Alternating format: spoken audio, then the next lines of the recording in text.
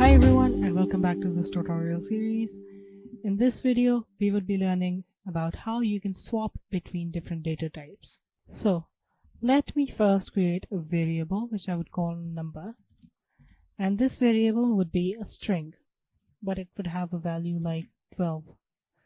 So let's say I want to swap the value, the type of 12 to be a number.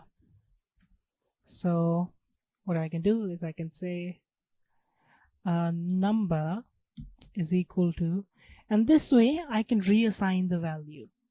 So it would always go line by line. So anything you do here, the value of 12 in string would be used. Anything I do after it would use the newer value.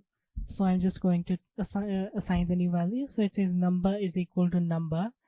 It means that refer to this value and set it to this variable. So I'll just say number is equal to int of number. So int is a function.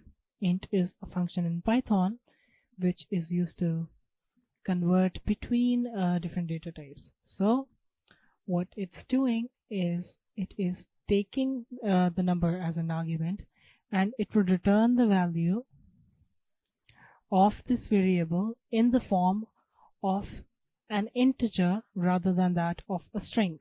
So to prove that, what I would do is I would print the type of number here, and I would print the type of number here, type of number, number, and let me run Python part5.py. As you see here, it says class str, which means string, and here it says class int, which means integer.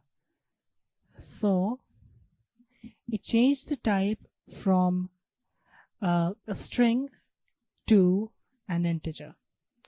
Now let's say we want to change it to a float. We want to change it to 12.0. What we can do is we can say number is equal to float of number.